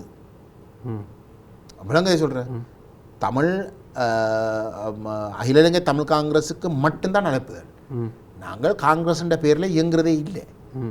நாங்கள் தமிழ் தேசிய பேரவையாகத்தான் இயங்குகிறோம். அப்படிங்க சொல்கிறேன். காங்கிரஸ் வந்து ஒரு அங்கம் வகிக்கிற ஒரு அங்கம் எங்கட கூட்டுன்ற ஒரு அங்கமாக இருக்கிறதே தவிர இப்போ உதாரணத்துக்கு வந்து எங்களோட முன்னாள் பாராளுமன்ற செல்வராஜ கஜேந்திரன் கூட வந்து காங்கிரஸோட உறுப்பினர் இல்லை. அப்போ நாங்கள் எந்த ஒரு இடத்திலும் வந்து காங்கிரஸை முன்னிலைப்படுத்தி எதையும் செய்கிறதும் இல்லை. தேர்தலில் வந்து சின்னத்தை வச்சு வந்து போட்டிடுறதே தவிர நாங்கள் அந்த பேர்லேயோ ஆக்களை சேர்க்கிறதையோ வந்து காங்கிரஸ் என்ற அடிப்படையில் செய்கிறது இல்லை. அப்போ நாங்கள் அதை சுட்டி காட்டி நாங்கள் சொன்னாங்க வந்து நாங்கள் காங்கிரஸ் இல்லை, நாங்கள் வந்து தமிழ் தேசிய பேரவைக்கு அழைப்புதல் இல்லாமல் மற்ற அதண்ட எங்கட பங்காளிகளுக்கும் வந்து அங்கே பங்கெடுக்கக்கூடிய ஒரு நிலைமை இல்லாமல் வந்து நாங்கள் கலந்து கொள்ள மாட்டோம்னு தெளிவாக சொல்லியிருந்தேன். சரி, அப்போ அது 9ஆம் தேதி காலையிலே வரைக்கும் வந்து அது ஒரு இழுபறியாக இருந்தது. அப்போ நாங்கள் கலந்து கொள்ள போகிறது இல்லைன்ற ஒரு முடிவில் தான் இருந்தது. 9ஆம் தேதி காலையிலேயும் வந்து எங்களுக்கு எழுத்து மூலமாக வந்து சொல்லப்படுது வந்து காங்கிரஸாக மட்டும்தான் வரலாம், அது 3 உறுப்பினர்கள் மட்டும்தான் பெறலாம். சரி தானே? அப்போ அதால் வந்து நாங்கள் அதை இழுபறியாக இருக்க எங்களுக்கு வந்து கடைசி நேரத்தில் வந்து எங்களோட தரப்பில் இருந்து தமிழ் தேசிய பேரவைக்கு 7 பேருக்கு வந்து இணங்குறான்னு சொல்லப்படுற நேரத்தில் எங்களோட உறுப்பினர்கள் யாழ்ப்பாணத்தில் திரு காண்டிபன் மட்டும்தான், சட்டத்தனி காண்டிபன் மட்டும்தான் கொழும்புல இருந்தது. அப்போ எங்களோட மெட்ட உறுப்பினர்களுக்கு வந்து ஜூமில் கலந்து கொள்றதுக்கு சட்டத்தனியார் பேரவை தான் அனுமதி வழங்கியது. அப்படி இருக்கிற இடத்துல தமிழரசு கட்சியின் சுமந்திரன் வந்து எதிர்ப்பு தெரிவித்த வந்து ஜூம் ஊடாக வந்து கலந்து கொண்டால் அங்காள பக்கம் வந்து யார் கேட்டுக்கொண்டிருக்கிறோம்னு தெரியா, ரகசியம் பேண இயலாது. ஆகவே வந்து கஜேந்திரகுமார் வெளிநாட்டில் இருக்கிறத வந்து ஜூமில் கலந்து கொள்வது ஓகே, இவே ஒருத்தரையும் வந்து நாங்கள் கலந்து கொள்றதுக்கு அனுமதிக்கலான்னு சொல்லியும் எங்கட பங்காளிகளாக இருந்த தமிழ் தேசிய பசுமை இயக்கத்துடைய தலைவர் திரு ஐங்கரநேசன் அவர்களையும் எங்களுடைய கட்சியினுடைய மத்திய குழு உறுப்பினர் திரு தீபந்திரீசன் அவர்களும் இதில் கலந்து கொள்ளலாம். என்னடா பாராளுமன்ற சம்பந்தப்பட்ட எந்த ஒரு அங்கீகாரம் பெறாத தரப்புகள் என்று சொல்லி போட்டு வந்து வெளியேற்றப்பட வேணும் என்று வலியுறுத்தப்பட்டது. அவ்வளோங்க சொல்கிறேன். அப்போ எங்களுக்கு வந்து அந்த நேரத்தில் வந்து சட்டத்தரணியர் சங்கம் வந்து உண்மையிலே வந்து தெளிவுபடுத்தி இருக்கணும், தாங்கள் தான் அனுமதி கொடுத்தாண்டு. ஆனால் அப்படி ஒன்றும் நடக்காத இடத்துல வந்து எங்களோட உறுப்பினர்கள் வந்து முடிவெடுக்கணும் வந்து நாங்கள் அதிலேருந்து விலகணும். அப்படி கேவலமாக வந்து நடந்து கொள்கிற இடத்துல வந்து நாங்கள் இருந்த பிரயோசனம் இல்லை தானே. அப்போ எங்களோட உறுப்பினர்கள் வந்து மிச்சம் 3 பேரும் வந்து ஜூமில் இருந்து விலகுறாங்க. அப்போ அந்த நிலையில் எங்களுடைய ஒரே ஒரு உறுப்பினர் தனிமைப்பட்டு போயிருக்கிற நேரத்தில் சரி ரகசியம் போனோம்ன்ற பேரில் வந்து நாங்கள் வெளியில் வந்து ஒரு தொடர்பும் வச்சிருக்காத ஒரு நேரத்தில் நிபுணர் குழுவை பற்றி வந்து எங்களுக்கு ஒரு முன் அறிவித்தல் ஒன்றும் இல்லாமல் எங்களுக்கு ஒரு தெளிவும் இல்லாத பெயர்கள் எல்லாம் சேர்க்கப்பட்டு, அதுவும் மிகவும் நாங்கள் ஏற்றுக்கொள்ள முடியாத பெயர்கள் எல்லாம் சேர்க்கப்பட்டிருக்கு. அது பெயர்கள் சொல்ல விரும்பல. ஆனால் அதில் இருக்கக்கூடிய குறைஞ்சது அரவாசி பேர் ஒரு நடுநிலைமையாக நிபுணர்களாக வந்து கருத முடியாதவர்கள். சரி, ஒரு அரசியல் பின்னணியில் வந்து செயல்பட்டு காட்டியிருக்கிறவர்கள். ஆகவே அப்படிப்பட்ட ஒரு இடத்துல வந்து ஏதோ நிபுணர்கள் சொன்னால் வந்து ஏதோ நடுநிலைமை கட்சி சாராத தொழில் சார்ந்ததாக இருந்தாலும் வந்து நீங்கள் கட்சிகளுக்கு வந்து நீங்கள் நியமிக்கிறதுக்கு அனுமதிக்கிறீங்களா வந்து எங்களுக்கு அனுமதிச்சு இருக்கணும். எங்களுக்கு அனுமதிக்காமல் வேறு கட்சிகளுக்கு வந்து அனுமதிக்கிறது வந்து பொருத்தம் இல்லை தானே. அப்படி என்றால் குறிஞ்ச வந்து எங்கள் எல்லாருடைய கட்சிகளும் தங்களோட நிபுணர்கள் சேர்க்கறதுக்குரிய சந்தர்ப்பம் வழங்கப்பட்டிருக்கணும். அப்படி ஒன்றும் எங்களுக்கு வழங்கப்பட இல்லை. அப்போ இதுகள் சம்பந்தமாக வந்து எங்களுக்கு வந்து ஏற்றுக்கொள்ள முடியாத ஒரு நிலைமை இருந்தது. மற்றது அதை அறிவித்ததும் வந்து எங்களோட உறுப்பினர்களோட அனுமதி இல்லாமல் என்னுடைய அனுமதி இல்லாமல் அறிவித்த வந்து நாங்கள் ஏதோ அதுக்கு இறங்கின மாதிரி தான் இருக்குது. அப்போ நாங்கள் கிடைச்ச முதல் சந்தர்ப்பத்திலே வந்து நாங்கள் அதை தெளிவுபடுத்த அடிப்படையில் தமிழ் சட்டத்தரணிகள் பேரவை நம்ப முடியாது. அவர்கள் ஒரு தீர்க்கமான நீங்கள் சொல்லுகின்ற பதிலில் வைத்து அவர்கள் ஒரு நடுநிலையாக செயற்படக்கூடியவர்கள் அல்ல. அவர்கள் கூறிய ரகசியமாக நான் அப்படி சொல்ல மாட்டேன். தவறுகள் நடக்கும் பிரச்சனை, அது நாங்களும் செய்யக்கூடும், மற்றவங்களும் செய்யலாம். சரிதானே? அதில் தவறு இல்லை. தவறு நடக்கிற இடத்துல வந்து சுட்டி காட்டப்படுற இடத்துல வந்து அது திருத்தப்பட வேணுமென்றது தான் நாங்கள் எங்களுடைய எதிர்பார்ப்போம். அப்படிங்க சொல்கிறேன். அப்போ அந்த வகையில் வந்து அந்த திருத்தங்கள் செய்யணும். நாங்கள் பல விஷயங்களை கதைச்சிருக்கிறோம், வந்து பல விஷயங்களை வந்து சொல்லியிருக்கிறோம். வந்து அதை என்ன சொல்ல தெரியாது, நாங்கள் சொல்ல வேண்டிய கடமை நாங்கள் சொல்லியிருக்கிறோம். இனி சட்டத்தரணியர் சங்கம் வந்து முடிவெடுத்து வந்து எங்களுக்கு அறிவிக்கணும். சரி, அவங்க சிலர் வந்து மற்ற தரப்புகளோட வந்து கதைக்கிறதாக இருக்கலாம். ஆனால் நாங்கள் சந்தித்த இடத்துல வந்து இப்போ உதாரணத்துக்கு வந்து தமிழரசு கட்சி வந்து எழுதியதுக்கு வந்து இந்த சிவில் சமூகத்தோட வந்து நாங்கள் கதை கேளாண்டு அங்கே ஏனென்றால் வந்து தங்களுக்கு வந்து ஒரு நிபந்தனை போடப்பட்டதாக வந்து அரசாங்கத்தோட கதைக்கக்கூடாது. அப்போ தாங்கள் வந்து சமகாலத்தில் வந்து அரசாங்கத்தோட கதைக்கக்கூடாண்டா வந்து நாங்களும் வந்து சிவில் சமூகத்தோட கதைக்கக்கூடாது. சரிண்ணே, இப்போ ஒரு அரசு தரப்பு வந்து எதிரி தரப்பு, அரசு தரப்போட கதைக்கிறதுக்கு எங்களோட சொந்த மக்களுடைய அமைப்புகளோட கதைக்கிறதுக்கும் வித்தியாசம் தெரியாதாக்கள தானே எங்கள் இருக்கிறாங்க. எதிரியையும் உங்களோட சொந்த பலத்தையும் வந்து ஒன்றாக வந்து பார்க்குற அளவுக்கு தான் அந்த விளக்கம். அப்போ நாங்கள் சொல்லியிருக்கிறோம், நாங்கள் எங்களோட மக்களோட வந்து கதைக்கிற உரையாடலை வந்து நாங்கள் இக்காரணம் கொண்டும் கைவிட தயாரில்லை. ஆரம்பத்திலிருந்து ரகசியம் பேணப்படும் என்ற விடயத்துக்கு நீங்கள் இணங்கியிருந்தீர்கள். இல்லை, சட்டத்தின் பேரவை அவ்வாறான ஒரு விடயத்தை முன்வைத்தது உங்களுக்கு? அப்படி முன்வைக்க இல்லை. முதலாவது கூட்டத்தில் முன்வைக்கவில்லை. அப்படி உங்களுடன் அந்த விடயம் பேசப்படவே கிடையாது. நாங்கள் பேச இல்லை, அவை ஒழுங்கு செய்தபடியாக வந்து நாங்கள் ஊடகங்களுக்கு ஒன்றும் சொல்ல இல்லை. சரியானே, ஆனால் அப்படி வந்து எந்த விதமான கருத்தும் தெரிவிக்கப்பட இல்லை. அப்படிங்க சொல்கிறேன். சுவிஸ் அரசாங்கம் வந்து ரகசியம் பேணப்பட வேணும்ன்ற ஒரு கருத்தை வந்து எனக்கு ஆரம்பத்திலே வந்து சொன்னேன். சுமந்திரன் வந்து கதைக்கிறதுக்கு தயார், ஆனால் அவர் அதை ரகசியமாக செய்ய விரும்புகிறான்னு சொன்ன இடத்துல வந்து நான் சொன்னான் வந்து எங்களுக்கு அது விருப்பம் இல்லை. சரி, அப்போ அவங்கள்ட்ட ஆரம்ப முயற்சி தான் தற்பொழுது இந்த வடிவத்தில் முன்னெடுக்கப்படுகின்றதா சட்டத்திறனிகள் ஊடாக சுவிஸ் தூதரத்தினுடைய முயற்சி? அதற்கும் இதற்கும் எந்த வகையிலும் தொடர்பு? சட்டத்திறனிகளில் வந்து அவை அந்த கோணத்தில் வந்து செயல்படுறாங்கன்னு நான் கடைசி வரைக்கும் சொல்ல மாட்டேன். ஆனால் சட்டத்திறனியல் சங்கம் வந்து அழைப்புதல் விடுறதுக்கு வந்து இணங்கினது, தமிழரசு கட்சி இணங்கினது வந்து சுவிஸ் அரசாங்கத்துடைய முயற்சியை வந்து ஆரம்பித்ததுக்கும் வந்து ஒரு நோக்கத்துக்காக, அதாவது சிவில் சமூகத்தோட முன்னெடுக்கப்படுற ஒரு அதாவது தமிழ் மக்கள் தாங்களாகவே விரும்பி கலந்தாலோசித்து வெளிப்படைத்தன்மையாக வந்து எங்களுடைய அரசியல் அபிலாஷைகளை முழுமையாக பூர்த்தி அடையக்கூடிய ஒரு ஆவணம் ஒன்றை தயாரிக்கிறத குழப்பணும்ன்றதுக்காக வந்து அவங்க விரும்பக்கூடும். ஏன்னா அதால தான் இன்றைக்கும் வந்து அதை வச்சு கொண்டு வந்து குழப்ப பார்க்கிறோம்.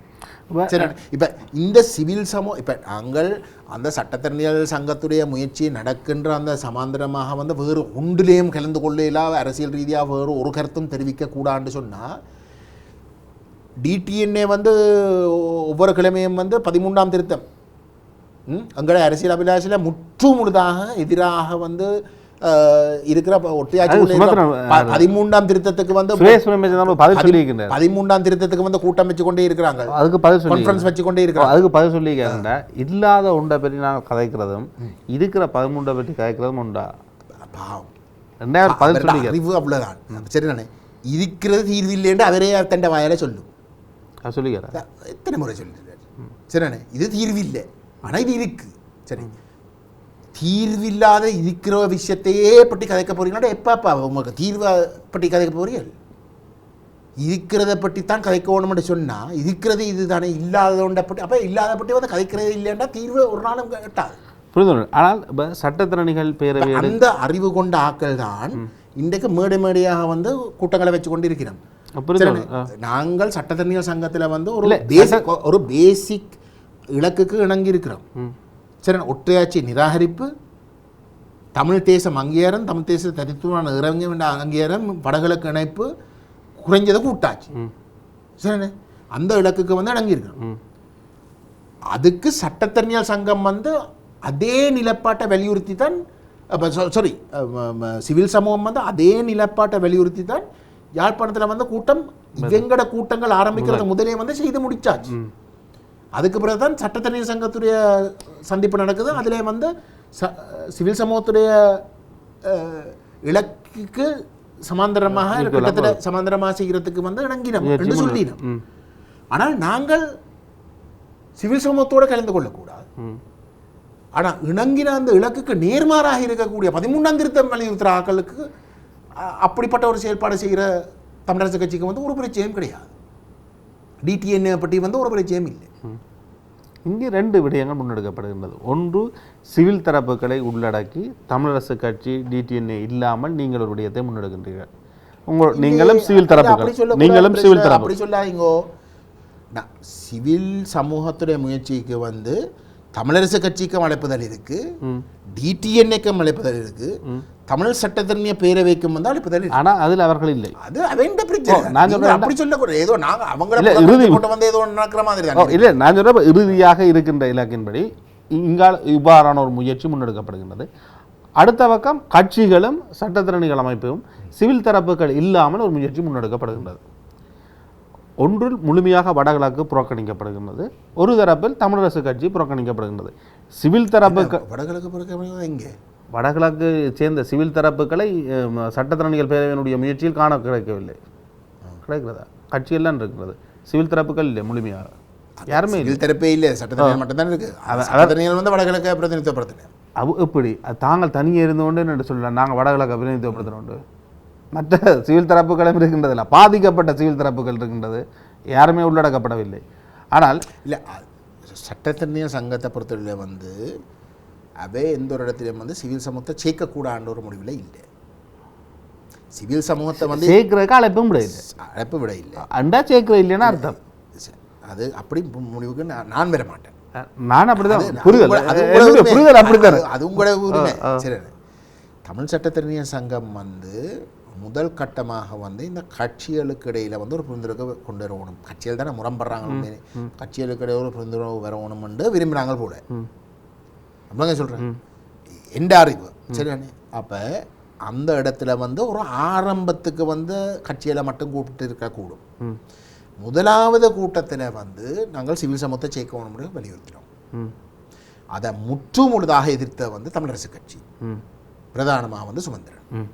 இப்போ வடகிழக்கில் இருக்கின்ற சிவில் தரப்புகளும்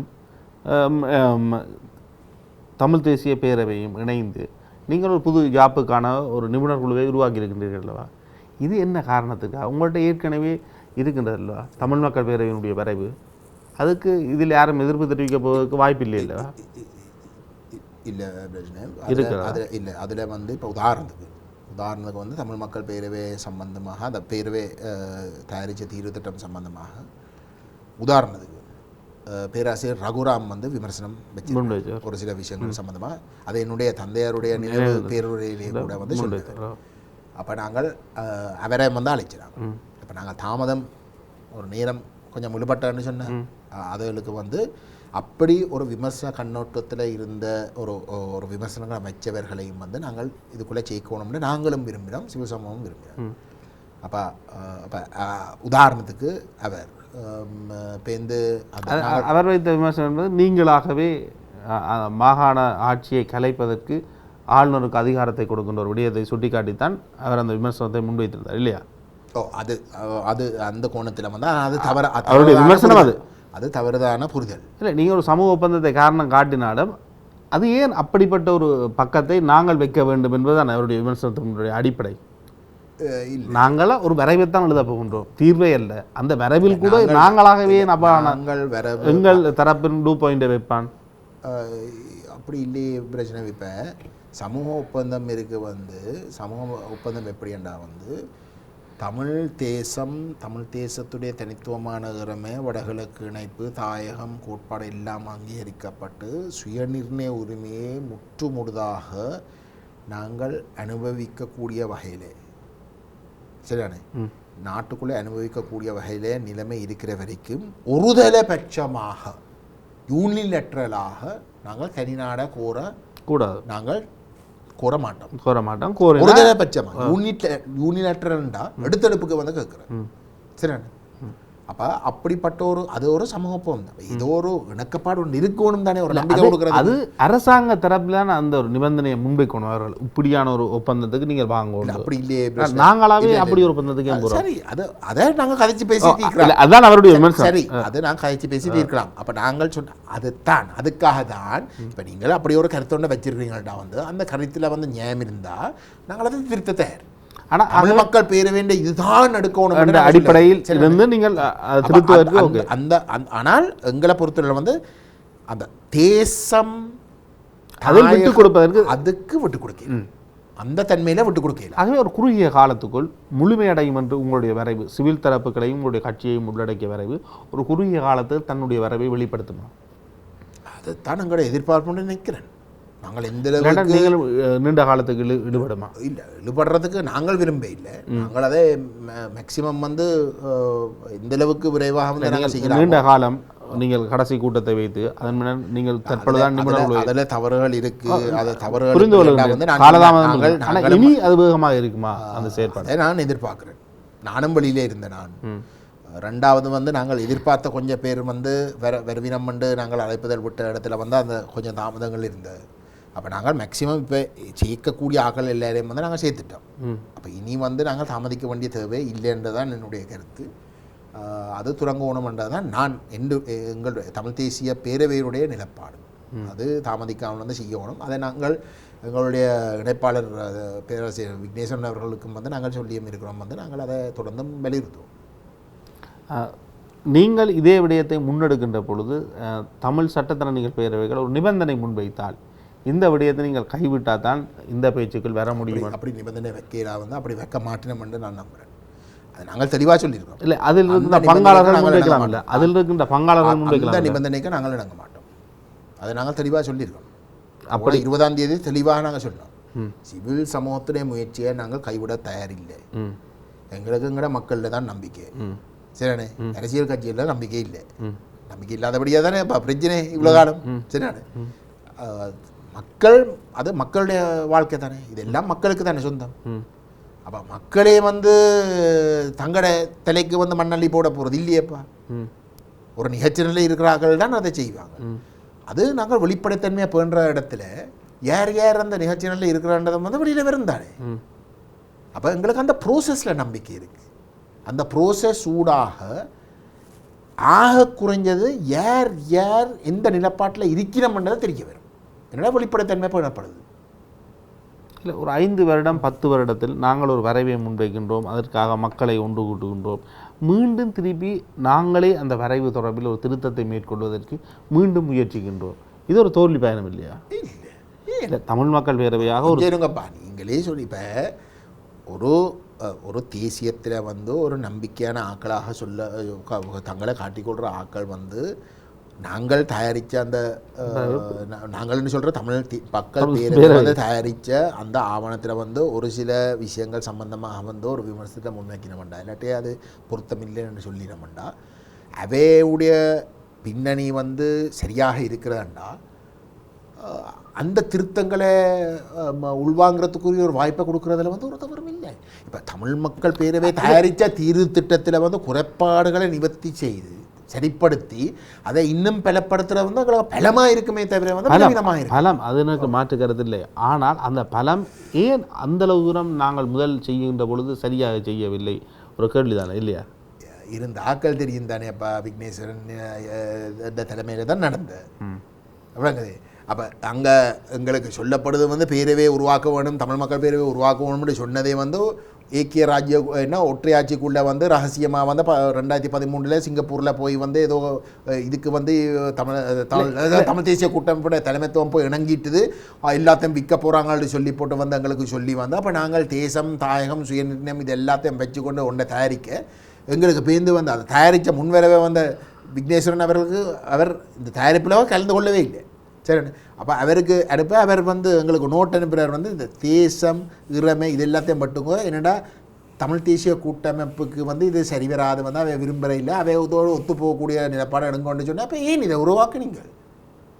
அப்போ அப்படியெல்லாம் பிரச்சனைகள் சிக்கல்கள் எல்லாம் இருக்கேன் தான் தாண்டி வந்து அந்த ஆவணம் வெளியில் வந்த. ஆனால் ஒரு புதுசாக ஒரு இளைஞராக வருகின்ற தமிழ் தேசிய அரசியல் நான் சொல்கிறேன் புரிந்து கொள்ள. அப்போ அது ஒரு சில ஒரு இறுக்கமான உள் பிரச்சனையிலும் இருக்கிற ஒரு சூழல்ல தான் அது தயாரிக்கப்பட்டது. அப்படி தயாரிக்கப்பட்டதுல அது பெரும் வெற்றி விளங்கதை சொல்றேன். அந்த அளவுக்கு வந்து எதிர்ப்பு உள்ளுக்காலே இருக்க. சரி, சுரேஷ் பிரேமச்சந்திரன் ஐயோ கேட்கறது எல்லாம் சாத்தியம் இல்லை, கொடுக்க மாட்டாங்கன்னு சொல்லி கடைசியில் வந்து சிங்களவன் விரும்பினதான் எழுதுறதுக்கு விரும்பினேன்.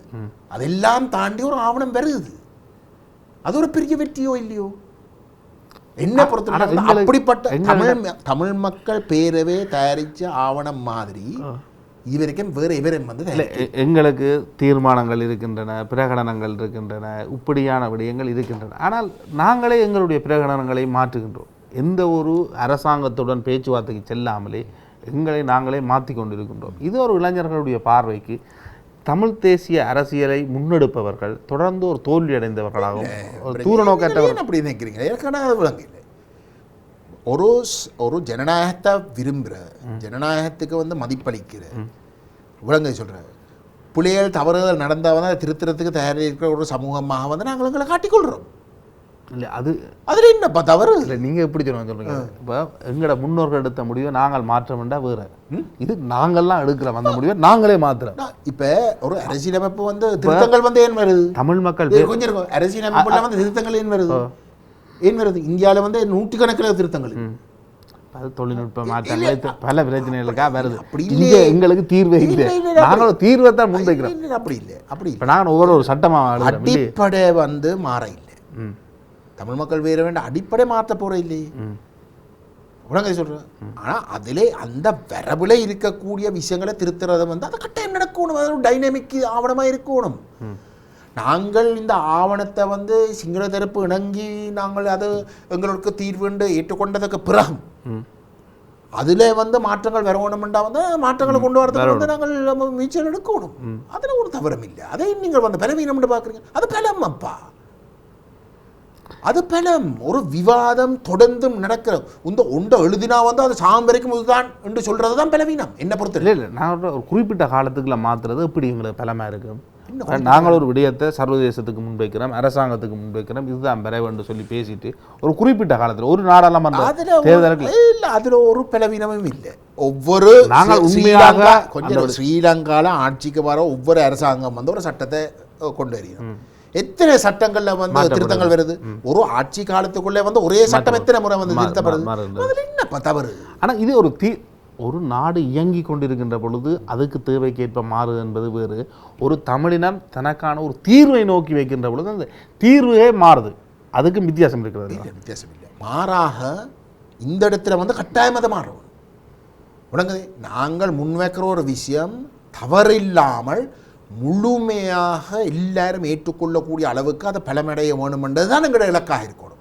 அதில் வந்து சில வழியில் விடுபட்ட தரப்பு தமிழ் மக்கள் பேரவையில் வந்து விடுபட்ட தரப்பு இதில் வந்து ஏதோ ஒரு காரணத்துக்காக வந்து இந்த காரணத்துக்காகத்தான் எனக்கு அதை அக்செப்ட் பண்ண இயலான்னு சொன்னால் அதில் நியாயம் இருக்குண்டா வந்து நாங்கள் அதை மாற்றி ஆகணும். அதை நாங்கள் தவறினால் அங்கே தான் தவறு. அவங்களே உள்வாங்கிறது அது சொல்கிறதுங்க எங்களோட அடிப்படை கோட்பாடுகளோடு இணங்கினம் அவைக்கு இருக்கிற சந்தேகம் வந்து இதை பலப்படுத்துவோம்னு சொன்னால் அதில் வந்து எங்களுக்கு ஒரு சிக்கலும் பெற முடியாது. அப்படிங்க சொல்கிறேன் நான். எங்கே பிரச்சனை வருமெண்டா தமிழ் தேசிய அரசியல் வந்த நீரோட்டத்தை முற்றுமுழுதாக மாற்றி அமைச்சு ஏதோ சாத்தியமே இல்லாத ஒரு விஷயத்தை உலகமே காணாத ஒரு விஷயத்தை வந்து கேட்டு அது சிங்களவன் வெளி சுகமாக நிராகரிக்கிறதுக்கு ஒரு சந்தர்ப்பத்தை கொடுத்து போட்டு இப்போ நீங்கள் சொன்னீங்கள் தானே, என்ன சொன்னீங்க, இப்படி இப்படி என்ன என்ன அந்த என்ன சொன்னீங்களப்பா, சிங்கள தேசம் அதை கேட்கட்டும் நீங்களே கேட்குறீங்க, அது கவர்னர் பவர்ஸ். இப்போ எங்களுக்கு எதிராக முன்வைக்கிற குற்றச்சாட்டு என்ன, சமஷ்டின்னு சொன்னாலே வந்து அது என்ன சிங்களத்தில் வந்து என்ன எப்படி வரையறுக்கப்படுது, பிரிவினை என்று தானே. சரி, அப்போ நாங்கள் அந்த சிங்கள மக்களையும் கன்வின்ஸ் பண்ணுறதுக்கு ஏதோ ஒரு வகையில் வந்து எங்கட பக்கத்துலேருந்து வச்சுக்கணும் தானே.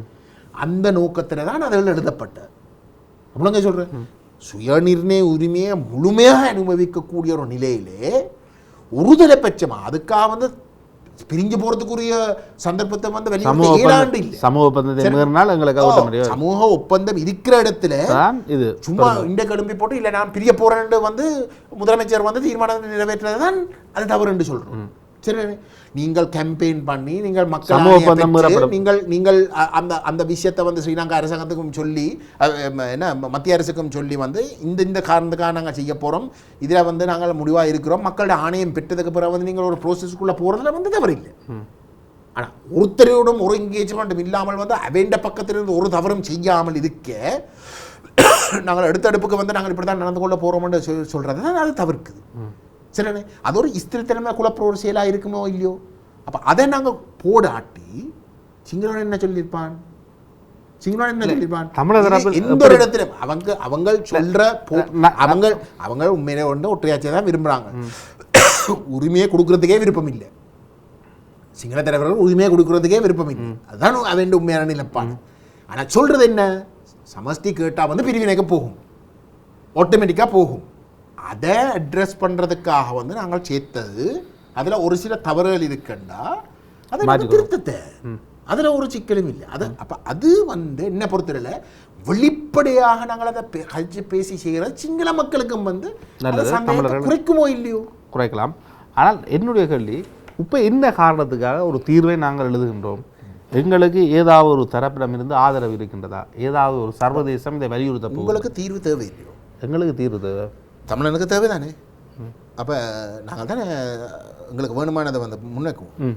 அதுதான் நாங்கள் செய்யணும்.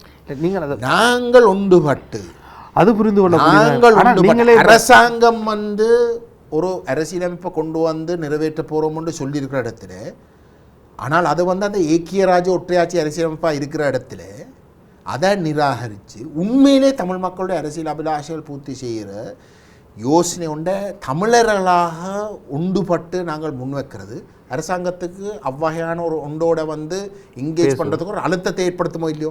அப்போ தீர்வு தேவைப்படுற தரப்புக்குத்தானே அந்த ப்ரோசஸ் தேவை. அதுக்காக தான் நாங்கள் செய்கிறோம். சும்மா அரசாங்கம் ஒன்றுமே செய்ய போகிற இல்லைன்னு நினைச்சால் என்னுடைய அந்த இந்த கருத்தை வந்து அரசாங்கம் செய்யும். கடைசி நேரத்தில் நாங்கள் எங்கட மக்களை தயார்படுத்த முடியாத வகையில் வந்து அவசரமாக எடுக்கலாம்.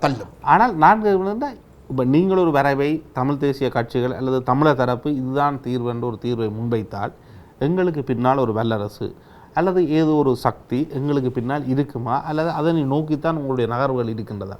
இப்போ எங்களுக்கு சொல்லப்பட்ட வந்து தமிழ் தேசிய கூட்டமைப்பு பின்னால் வந்து எல்லாரும் இருக்கணும்னு தானே சொன்னேன். அவர்கள் கைவிட்டு விட்டார்கள். யார்?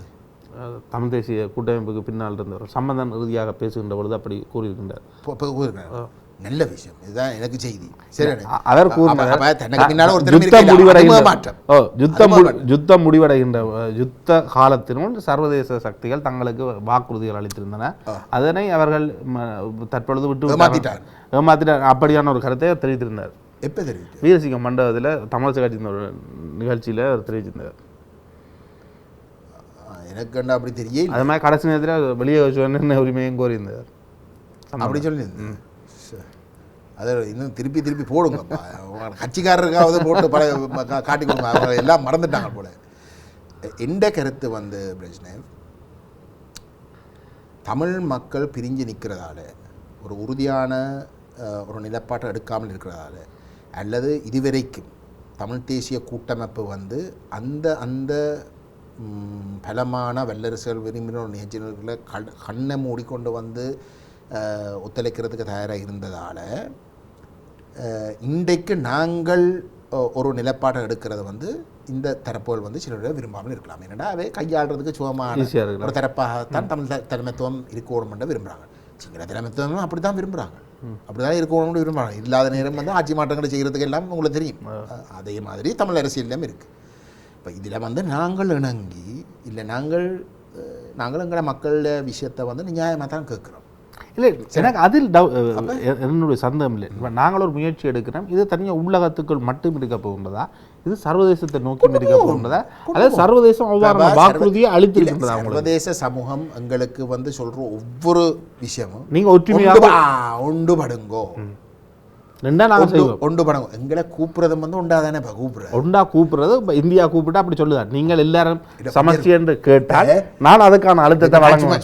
சொல்றேன், இது இந்தியா சொன்னதுன்னு இல்லை, எங்களை போய் இந்தியாவோட சரியானே. ஆனால் ஜெய்சங்கர் அவர் குறிப்பிட்டிருக்காரு இல்லையா, ஒற்றுமையாக இருங்க ஜெய்சங்கர். சரி, ஜெய்சங்கரும் சொல்கிறேன், அஜித் வாலன் சொல்கிறேன். இதில் உண்மையிலே வந்து இப்போ தமிழரசுக்கும் அந்த டிடிஎனுக்கும் ஒரு பிரச்சனையும் இல்லை தானே. அங்கே சும்மா பதவி போட்டி தானே. அங்கே யாருக்கு முக்கியத்துவம் கொடுக்கல, யாருக்கு இது ஏன் அவருக்கு எனக்கு என்ன இல்லை, அந்த பிரச்சனை தான். ரீதியாக ஒரு பிரச்சனையும் இல்லை தானே. சரி, அப்போ அங்கே ஒற்றுமையாக ஒரு பிரச்சனையும் இல்லை, கொள்கை ரீதியாக எங்களோட தானே. அப்போ எல்லாரும் உண்டாக இருக்கணும்னு சொல்லிக்கொண்டு எங்களையும் கூப்பிடினோம்டா நீங்கள் மாறியும் பார்க்கலாமே. அப்படியே தமிழ் தேசிய பேரவையும் வந்து கூப்பிட்டு வந்து ஒற்றுமையாக இருக்கணும்னு சொன்னால் அவங்க சொல்கிறத வந்து இனங்காட்டி அவங்க ஒன்றுபட போகிறது இல்லை. ஆனால் ஒற்றுமையாக வாங்குவோன்னு அழுத்தம் போடுறாங்க, எங்களுக்கு தானே அந்த அழுத்தம் வந்து அந்த தரப்பை யோசிக்கலாமே. எப்படி உங்களோட கொள்கைக்கு அவர்களை கொண்டு வர அவர்கள் நான் பெரும்பான்மை. அப்போ நாங்கள் ரெண்டாவது எங்களை விடலாமே, எங்களை கணக்கே எடுக்காமல் விடலாமே. இவ்வளோ காலம் எங்களை கணக்கெடுக்க இல்லை தானே.